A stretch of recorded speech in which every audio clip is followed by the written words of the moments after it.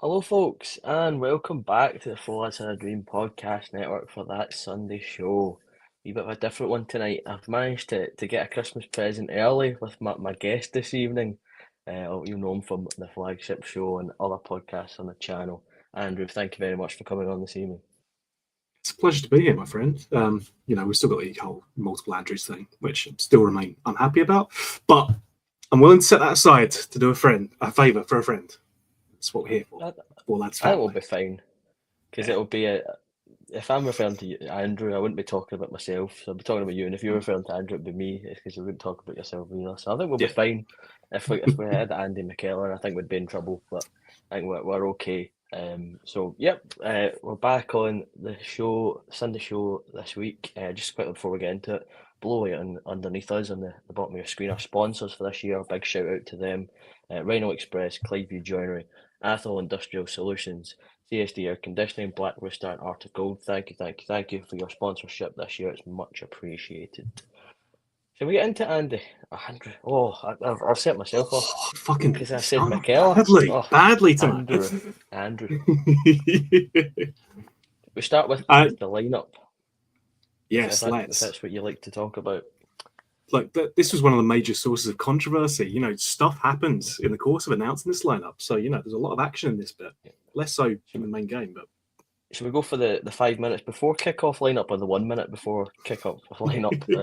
This is where the big kind of talking point I suppose will be. It's not massively controversial, obviously. If anything, it's good news. And it's actually a nice positive thing. In goals for the kickoff is Liam Kelly. Funnily enough, before before the team sheet was read out at Ibrox, I was having the discussion that we're not seeing enough of Liam Kelly, and I wanted to see more of him. And almost like magic, the Tannoy goes and the Jack Butland is now replaced by Liam Kelly. And my dad looked at me as if I was some sort of witchcraft and wasn't. But Kelly was in goals. James Tav at right back, Dujan Sterling, Robin Propper, Jeff Date, Nikola Raskin, Mohamed Diamande, Yanis Hadji, Vaclav Cerny, Hamza Igaman, and Danilo. Andrew, some different players in there. I can't say the majority of them aren't for injury reasons. I think obviously with Mhm. John Suter being out of the back line, was going to be a bit of rotation here or there with it being Balogun and Proper or Sterling and Proper in this case. What was your kind of thoughts on the Sterling choice? I'm personally like to see a wee bit more of Douge. Yeah, I mean, I think we know that that's because we got to manage Leon Balogun's minutes.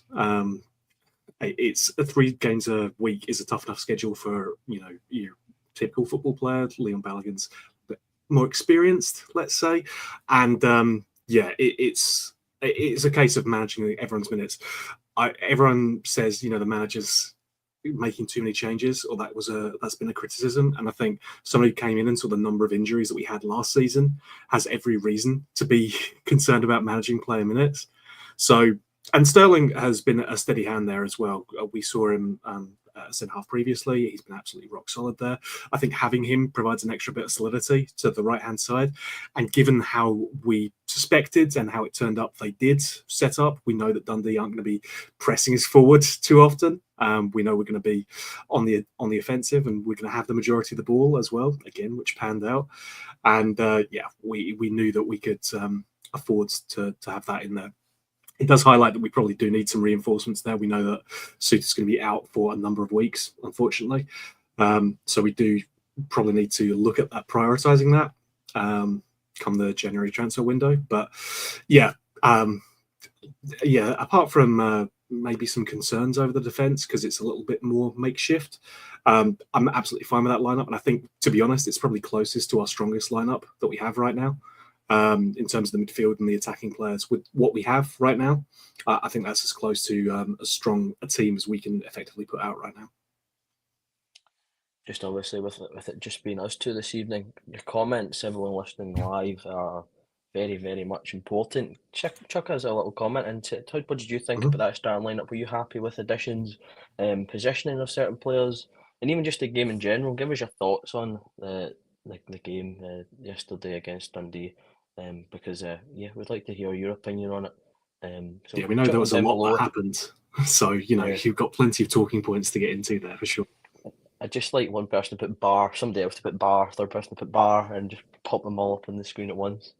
Mhm. But yeah, get your comments in. We'll pop them up on the screen, and we can have a wee discussion about them.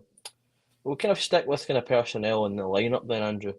Um, as I was reading the lineup in the car on the way to the game, I did note that they had it down as Danilo being the cam, essentially in this kind of, or being in the midfield behind the striker, which Mhm. I thought was interesting.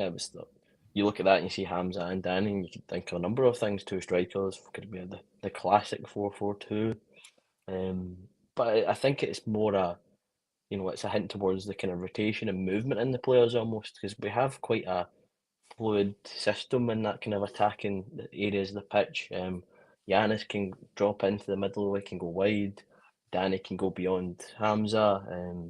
It was quite good to see. I enjoy having that extra bit of attacking threat on the park at once. Even if it wasn't the good old 4-4-2, it was nice to see them both involved. Yeah, I mean, we have been a lot more aggressive in terms of our attack over recent weeks, and it's coincided with a good run of form. Who knew, right? Um, but yeah, I think we saw that during the play as well, during the game itself, that there was a lot of movement in there as well. Cerny was moving around a lot. We had movement from Bayrami as well. And yeah, Hadji, I think, was the only one who seemed to stay in a fixed position. You know, we had Danilo on later on. Igaman even was, all of them are moving around and trying to change things up and make things happen. And I think that suits us much more, especially in terms of breaking down teams who are playing like this. When you're playing against a block, you need to play at speed, at tempo, which we haven't always been good at doing. And you need to be able to play with a lot of movement as well to force players out their position. We've been far too guilty in the past of just sticking to a very rigid formation and trying to force things to happen. And if you're moving around, you make things happen instead. So it was good to see that because I do think it helped us. We certainly weren't short of chances. I think it's safe to say that during the game. Yeah, I was having a look back, and obviously with it being a 1-0, only one goal in the game, and I was looking at football apps and going through the fact timeline, and there's just nothing in the first half, no cards, and obviously no goals. 46 on the clock before we get that goal. I suppose, we'll have a quick discussion on the goal and everything that came around it. Um, I was kind of one of these borderline decisions where you go, oh, is it offside? Is he keeping his flag down till it goes in the net? But the celebration started, the flag stayed down, and it was a goal. It was one of these where with VAR, I don't think I had a proper celebration. It was more of a clap. Yep, that was nice. We'll see what happens, and then it was kick off again because it was given as a goal. It was definitely riding the kind of offside, but to be fair, he was more inside his own half than out. So I Exactly. think it has to be a good goal, Andrew. The important thing for me was that they took their time just to really make sure that it was a goal as well. You know, there was an extended, intensive analysis of it, and that's good to see because the thing is, what you don't want to do is rush these decisions and get them wrong. You know, that could, I mean, it might make you question the whole competence of the referees or something like that. So it was good that they took their time, made sure they got the right decision in the end, and yeah, that was good to see some good officiating for sure. Yeah, I think it was a nice tutorial on how to use VAR, I suppose, because there was Hadji had the ball in the net as well, and they then raised a flag. They went to review it. It took some time, but again, they upheld the decision. So Mm-hmm. fair play. They've made some key understandings or improvements to the system after recent events that are nondescript. Um, but I suppose we'll kind of just talk about the match as a whole. I'm not going to kind of a couple of points, but we'll bring up one quickly. I suppose this has been one that's kind of been making a lot of people give their opinions on social media about it. William Fraser. Good evening, guys. What do you think about Dessers getting booed when coming on? We all know he's not Rangers standard, but we don't boo our own players when coming on. Andrew, I'll let you kind of file in on that one. I have my opinion, but I'd like to hear your opinion first, and we'll see if we can kind of meet in the middle on what we think. Yeah, I mean, I don't think we're going to differ massively here, mate. I think for me, especially when a player's just coming on, it feels wrong to boo them. Equally, I know that Cyril Dessers has gone through large periods of this season where he's just been the scapegoat for everything going wrong. It's not down to Dessers that we failed to win the League Cup final. And frankly, if someone doesn't feel confident to take a penalty, I don't want them taking it anyway. But equally, I do understand the reaction, right? Because for better or for worse, he is that scapegoat, and it's just, I mean, it's the crowd showing frustration. From me watching on the telly during my 2-hour holiday to the Netherlands, it was kind of scattered at best. Didn't really pick up too much in the way of it wasn't like the entire stadium rose as one to shout him down or shout him off the park or anything like that. It felt very scattered to me. So I don't think it was like the full-on stadium turning against him, but it is what it is, right? Sometimes, and to be honest, the best way to stop that kind of stuff, go and make a difference to the game, score a goal, make something happen. I mean, that's a quick way to win over the crowd again, but yeah, wasn't to be, unfortunately. Yeah, there's not going to be a a massive difference in my opinion to your own. Obviously, as I'll bring up another one. He's been the scapegoat because he's a total calamity, and with any luck, he'll leave in January.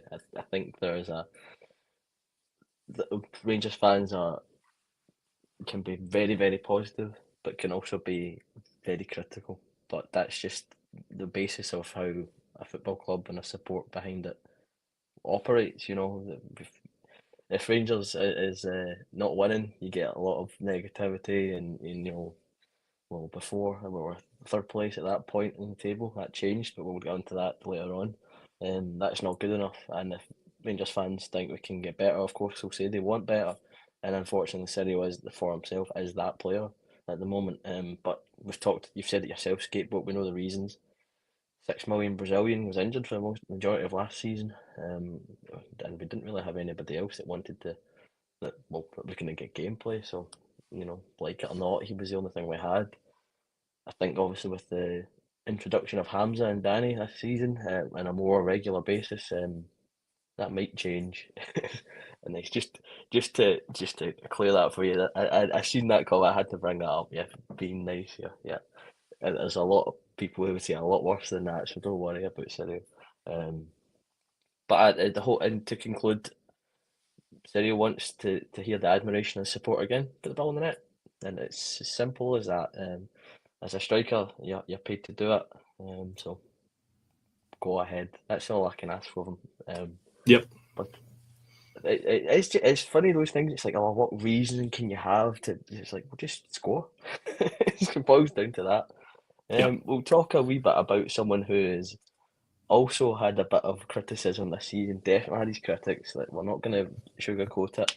The captain, James Tavernier, he had a bit of time on the bench, Andrew, but he's since coming back in. I mean, I'm not going to say this is a redemption arc and he's going to go on to do incredible things from now until the end of the season, but he certainly seems to have bucked up his ideas. I don't know if there was obviously lingering injury issues, and now we're seeing him.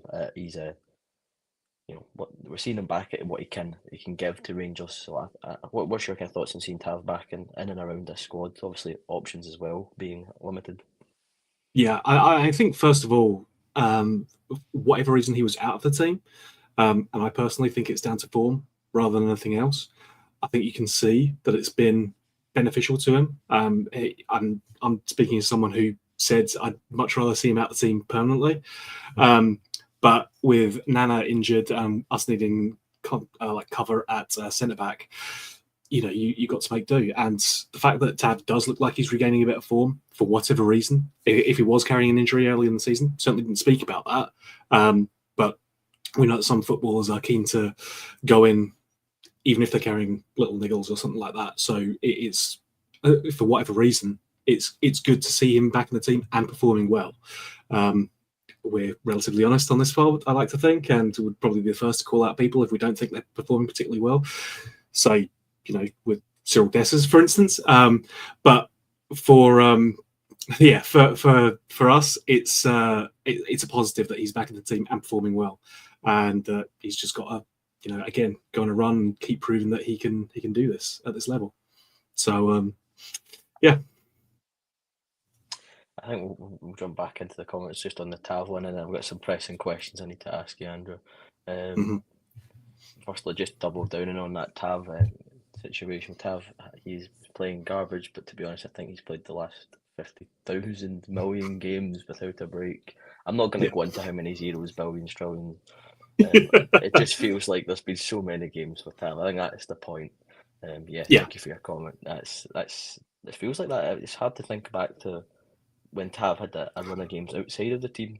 But that's why it's such a surprise when it happened, right? Yeah, of course. It got significant because he'd played pretty much every single game of the last 3 seasons in a row. So a long overdue absence for him. Get the annual leave in, Tav. But I feel like this is one of these things with the comments. I think these are the cutting questions. I'll just bring this up. More pressing matters than Dessa's getting booed. What's the beer of choice, Andrew? Moretti. Beer and Moretti, Colin. Delicious. It's helping the Sunday go faster. So, good time. Moretti, can you play centre back? I mean, sounds Italian. So, I use Kenny's logic for some of this stuff. Like he said that players who came from Uruguay were well hard. I don't know what the validity of that is, but I know an Italian defender is always good. So why not, right? Well, history would dictate that and show that. But also, you mentioned a small bit of time in Australia, Andrew. Can you comment on your time in the land down under? Yes, hi Chris. Chris, I used to podcast with on another platform, and he's still not sure where I'm from, despite me living in England for pretty much my entire life. He's convinced I'm from Australia. I don't know what my accent is, okay? And, anyone who's got a better answer than my parents used to leave me in front of home and away too much as a child, that could be it. I don't know. But thank you for your comments, Chris. It helps the channel grow. We appreciate it.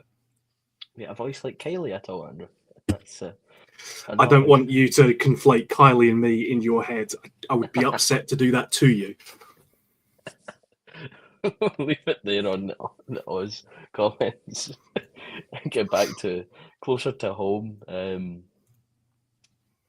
We've mentioned him already, obviously, with his interesting position and working around in and around where Danny plays.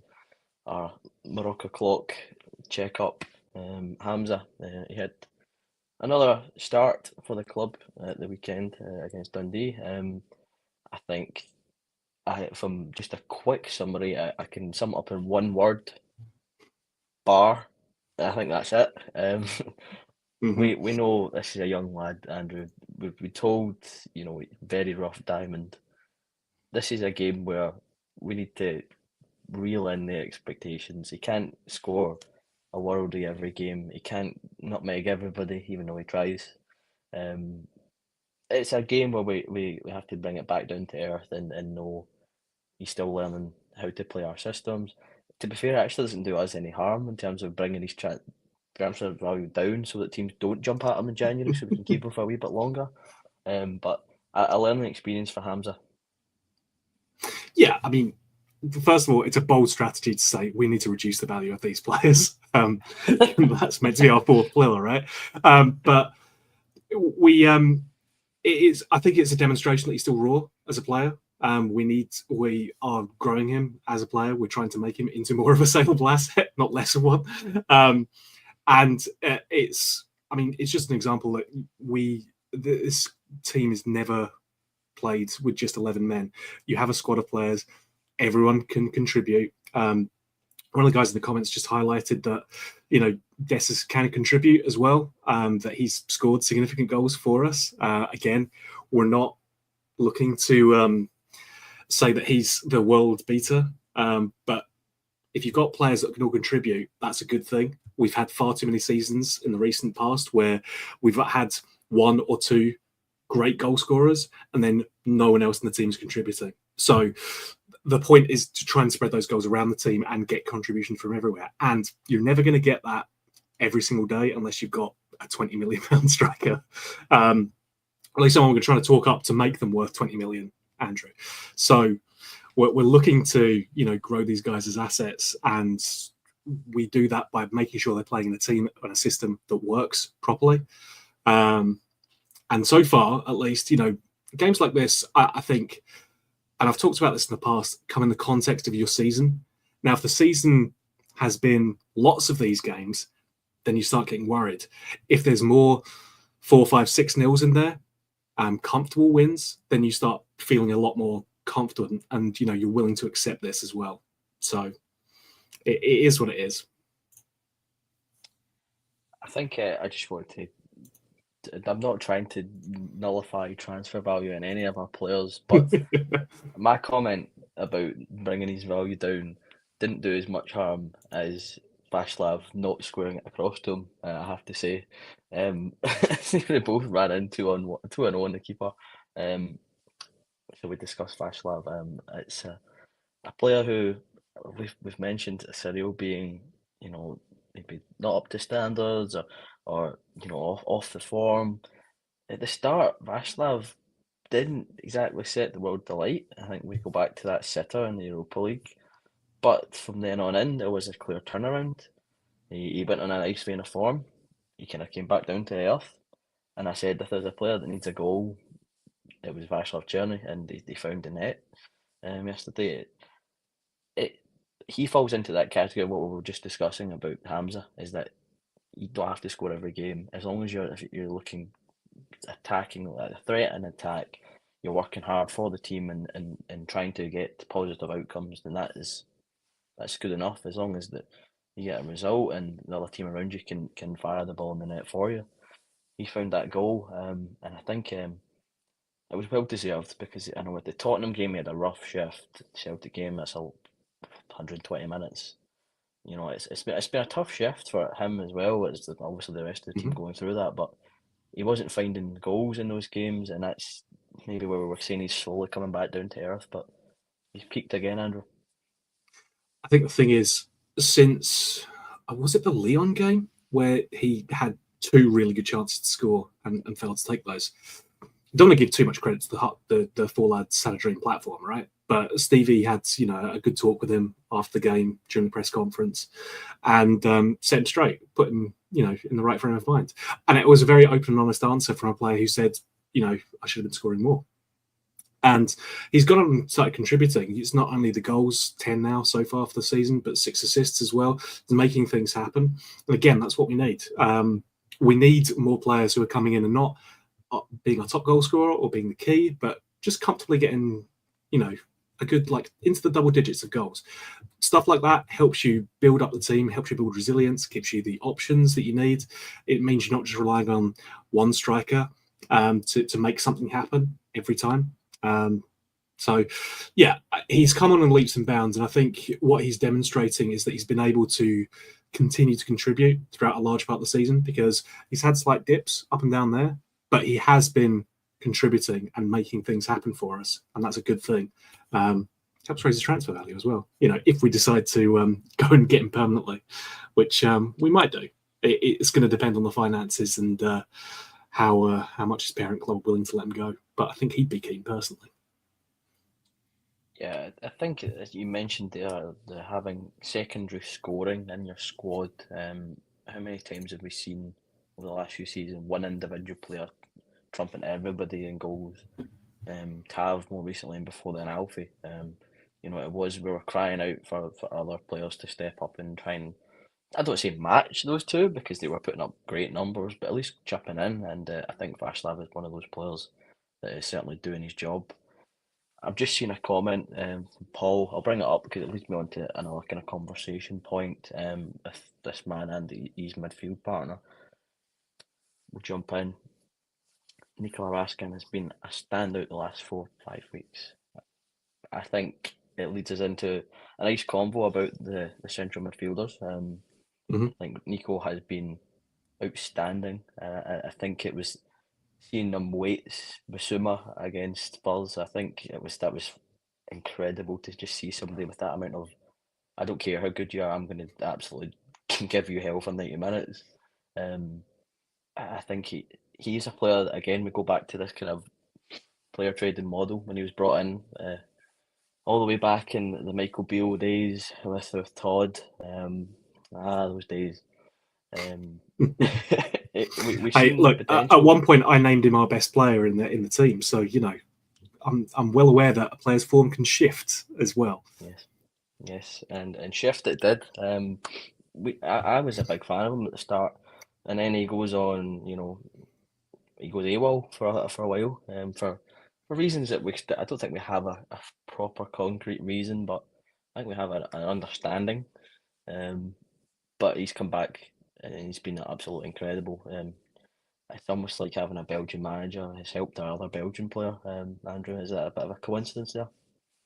It's probably a coincidence. I mean, we've had Dutch managers in the past, and I think it's fair to say that some of the Dutch players underperformed under them as well in times. So we the great thing about Raskin is that he was brought in relatively cheaply, same time as Cantwell, and Cantwell was the more popular option because he's the attacking player and was making things happen, and he's got daft hair, and that's always appealing to fans like me who are latching on to maybe the wrong things about players. The good thing about Raskin is that when he's come in, he's been just effective. Playing alongside Connor Barron, and I think earlier we'd been playing Barron and Jesus, I forget his name. Mohamed Diamande? Yes, it's been a long week. So Barron and Diamande playing next to each other and they're making things happen, and we think that's right. Those are the two now. That's going to be what it is. Nico Raskin comes in next to Connor Barron and starts looking amazing. And we think, oh well, he's just picking up from Connor Barron. Then that's what it is.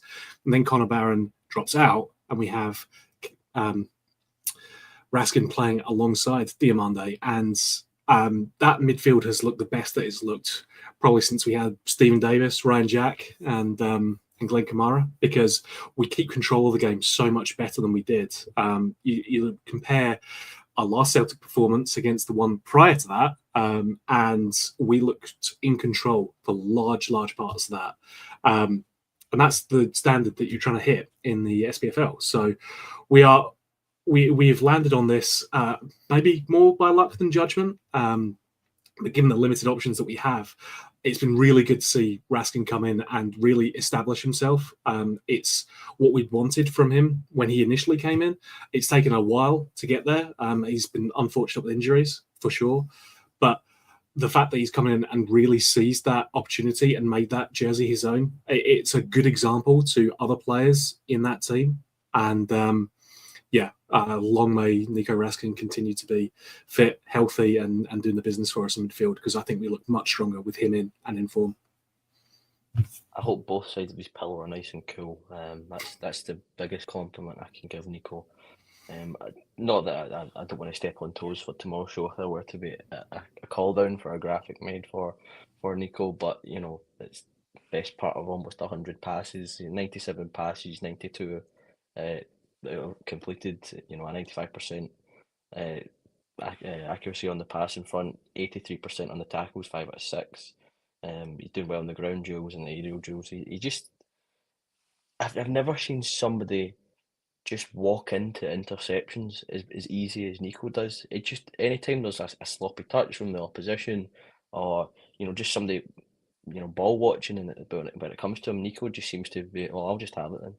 It's just the ball just seems to stick to him. I think it's one of the best ways you can say how good he is at his game. It just seems to look so natural that he just stumbles into picking up the ball. We'll have a quick discussion on you've mentioned obviously Connor Barron early in the season with Diamande, but obviously Barron has dropped to the bench the last couple of games. Dio has remained. We've seen two sides of the coin with Dio, and it depends on I don't know how he's been asked to operate. We've seen the best of him in his goal in France in the Europa League with just that tireless running and that drive to be successful and get to the ball, and he ends up with the goal. But we're starting to just see him kind of, I don't know, becoming a bit like an autopilot midfield at times. He just seems to be quite just happy to do what's needed and doing it to the best of his ability and making it again look easy, which is a great compliment. But it's one of these where you're seeing it as the 8 and the 10, and where do you operate them? I think this is the duality of the Scottish game and the European game, Andrew. It's the positives that we can take from that is he's starting to look positive when he's asked to do both roles. Yeah, I mean, I've said before that this team's a bit schizophrenic in that we don't really know what performance we were going to get. Certainly in the earlier parts of the season, where we looked like the absolute kings of Europe, and then we fell completely to pieces when we were up against St Johnson or someone like that. So the fact that we've introduced a bit more flexibility to the team, I suspect the manager would deny that he's done this, but the fact that we do seem to have more players who are able to roam around, and not just in the midfield in terms of how Raskin, Diamande, and Conor Barron as well have played, but also up top as well. You know, we talked about before how much more improved our attack is when we have players who have got the ability to roam around a bit, and it gives you that freedom to change things up when they aren't working as well. If you're stuck in one rigid system that has no flexibility in it, we know exactly what happens with that because we've seen that happen earlier on this season. It's put us in the position that we are now, where we are far too far behind. But we do have that ability now, it seems, to let our players roam around and do the business and make things happen. And that's a positive for me. It coincides with a great run of form from them as well. You know, they're playing better just inherently. They seem less, certainly in the midfield, they seem less inclined to take 5 touches when one will do, or 1 or 2 will do. And that's really good to see. A positive sign that we're heading in the right direction. That's the way I've been saying. We know where we are. There's no kidding ourselves. Obviously, where we are has improved today, jumping to second, as Aberdeen have plateaued to most people's expectations, I suppose, around Scotland. It puts us in a decent position to start, taking game by game, try to get points, take full points, because we have been relatively consistent across the last, month or so. Obviously, the cup final was the outlier, which is always good when it feels like an upset almost. It shows that we're heading in the right direction and making positive strides. Obviously, it's finding this margin of saying access into second is a good thing, but it shouldn't really be a good thing, if you know what I mean. It's the reality of where we are at the moment and how far behind we kind of have left ourselves, giving everybody else a head start almost. Yeah. It's about fine tuning the positivity or something that we really should have already had sorted, Andrew. It's about tapering the expectations. Yeah, and I don't think anyone who supports Rangers Football Club should ever be happy with second. It's not even right to say that that's the minimum. The minimum that Rangers fans expect is to win every single game, go toe to toe with Barcelona and Real Madrid. At least get a draw or something like that. So our expectations are high, but it is those standards that have driven the club to be, in my eyes at least, the most successful team in Scottish football. But it's better for us, like objectively, than being in third and 11 points behind. We are now second and 9 points behind.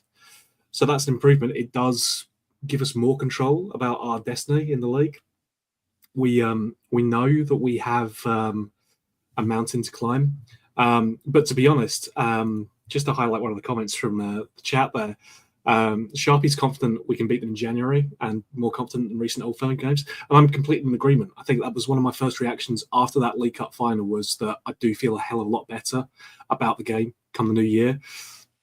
The problem is we've still got 2 away games to go through, and we haven't seen exactly an established body of evidence that we can go through that and do that comfortably. So I agree. I am more confident about January, but I want to park that for now because, especially around this period, it can throw up wacky results anyway. We know that everyone's a human being, right? There'll be focus elsewhere. I just want to be in a position where we can get through those 2 games comfortably, better our recent away form, and then I'll start finding the positivity, as you said, Andy. It certainly doesn't do us any harm when your opposition drops points. That's another key point, has to be said.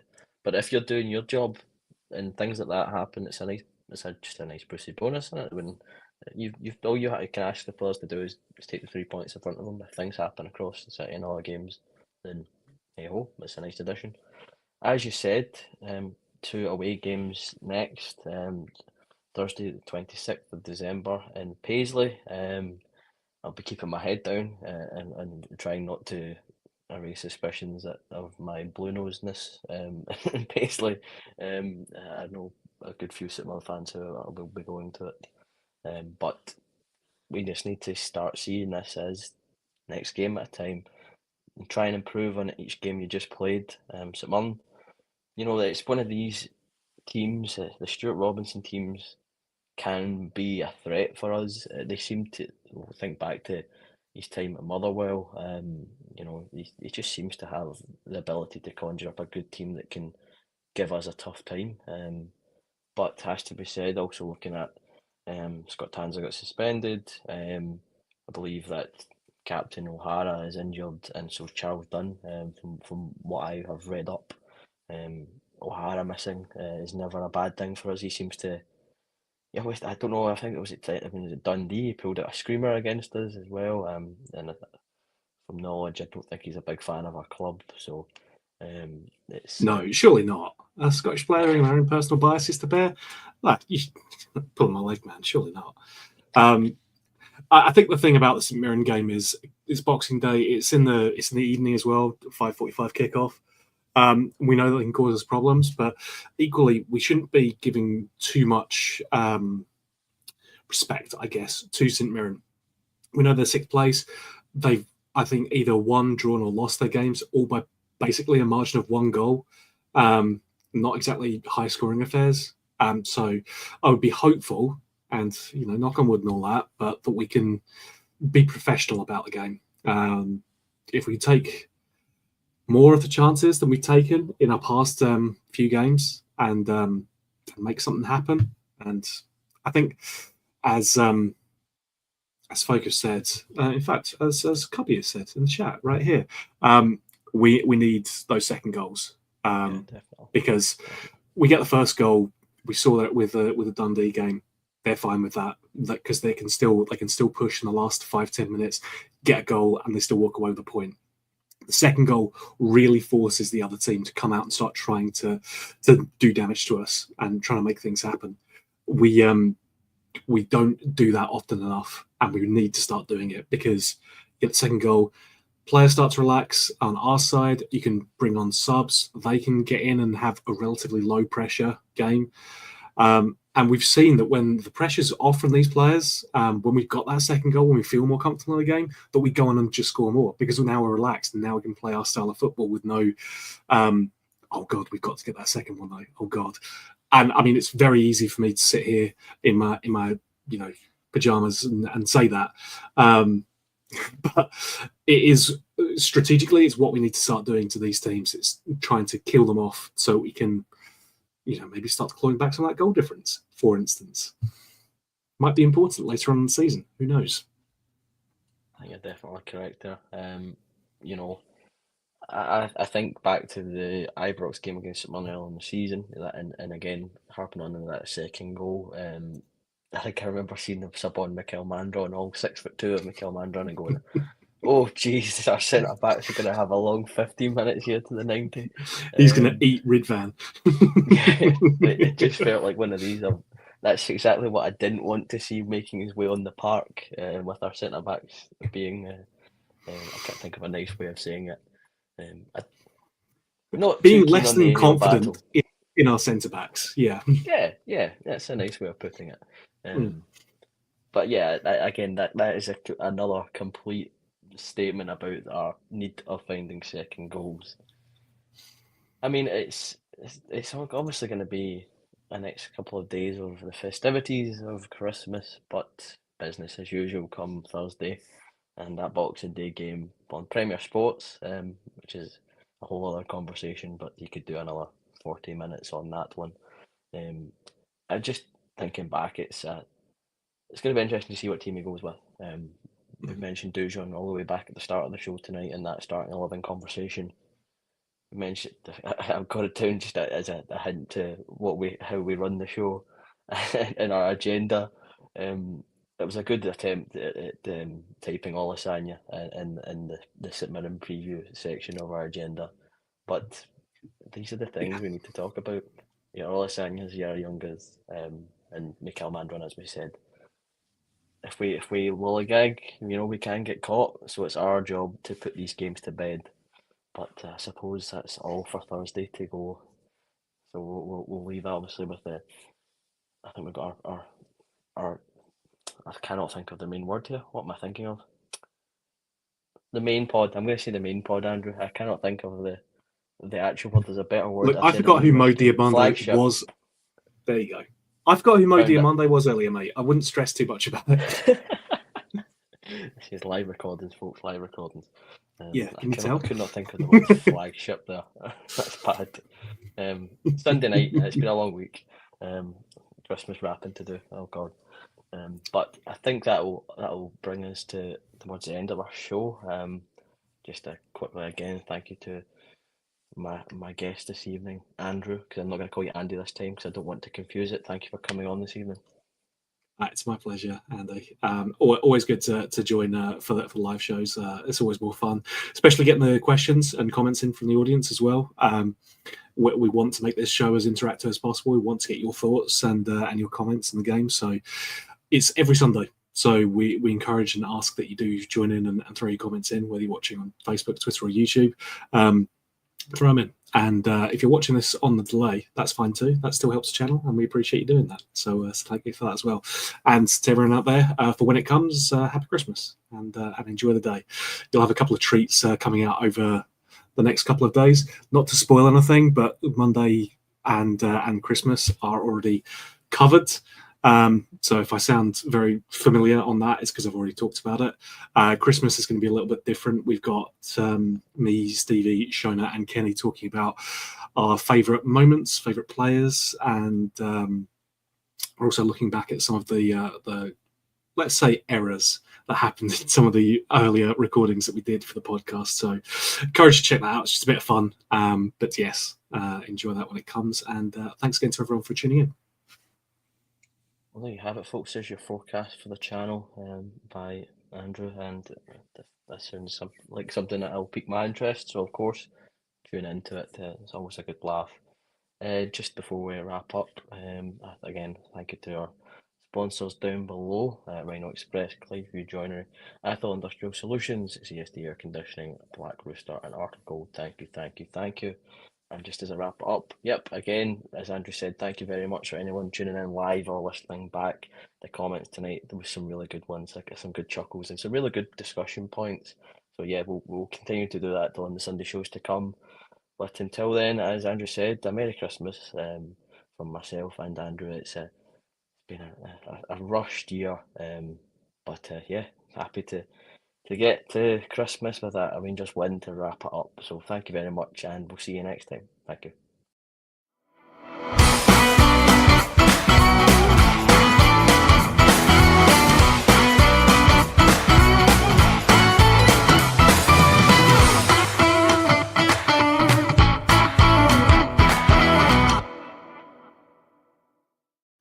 Four Lads podcast is sponsored by Rhino Express, Clyde Joinery, Athol Industrial Solutions Limited, and CSD Air Conditioning, along with Art of Gold. Thank you for listening or watching the podcast. We hope you enjoyed the show.